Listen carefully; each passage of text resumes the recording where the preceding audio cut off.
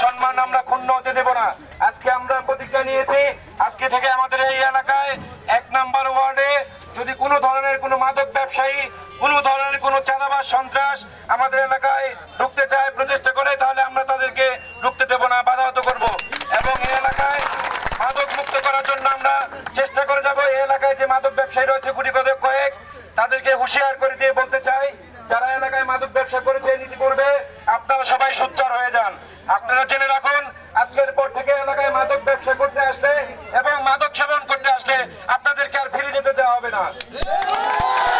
এলাকাবাসী কমিটির মাধ্যমে আপনাদেরকে ঘিরে আইন প্রশাসনের হাতে তুলে দেবে, যাতে করে তারা সঠিক বিচার হয়, তাদের যেন কঠিন পানিশমেন্ট দেওয়া হয়। প্রশাসন বিভাগকে বলতে চাই, মাদক ব্যবসায়ী ধরা পড়লে আপনারা ছেড়ে দেবেন না, সাথে সাথে তাদের ধরে আপনারা যথাযোগ্য ব্যবস্থা নেবেন, যাতে তারা 2, 4, 5 বছরে আমাদের এলাকায় না আসতে পারে।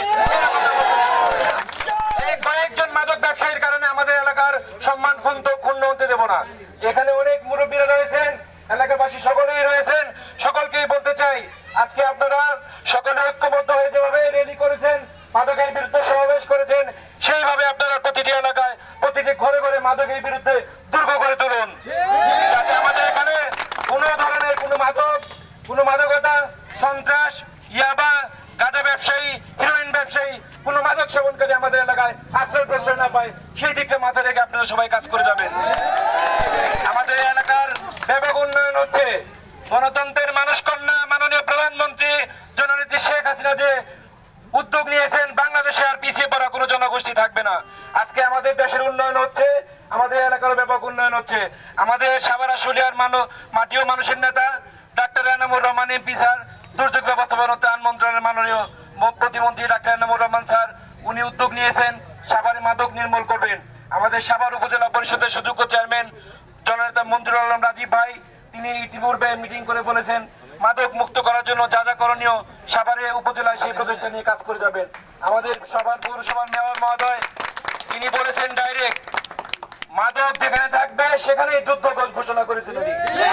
তার জন্য আমরাও বলতে চাই, গত 16 তারিখে নির্বাচন হয়েছে, নির্বাচনে আমাদের এই 1 নং ওয়ার্ডের এলাকাবাসী যেভাবে ভোট দিয়ে আমাকে নির্বাচিত করেছে, তাদের সকলের কাছে আমি ঋণী। আমি বলতে চাই, আমার সাভার পৌরসভার এই 1 নং ওয়ার্ডে মাদক, ভূমিদস্যু, চাঁদাবাজ, জঙ্গিবাদ, কোন সন্ত্রাস যেন আমার এই এলাকায় আশ্রয় প্রশ্রয় না পায়, আপনারা প্রতিটি এলাকা ব্যারিকেড দিয়ে দেবেন।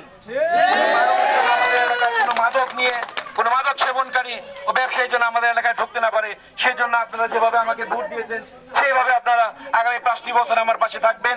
আমি চাই আমাদের এলাকায় কোনো ধরনের অপরাধ জড়িত ঘটনা না ঘটে, এবং যেটি আমাদের এলাকায় কিশোর গ্যাং তৈরি হতে যাচ্ছিল, আমরা ব্যবস্থা নিয়েছি এলাকায় কমিটির মাধ্যমে, এই এলাকায় যেন কোনো ধরনের কোনো কিশোর গ্যাং আশ্রয় প্রশ্রয় না পায়, প্রতিটি পরিবারে আমরা সেইভাবে আমরা একেবারেই সচেতন করে যাচ্ছি।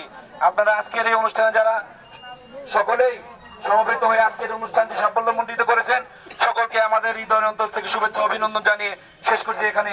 জয় বাংলা, জয় বঙ্গবন্ধু।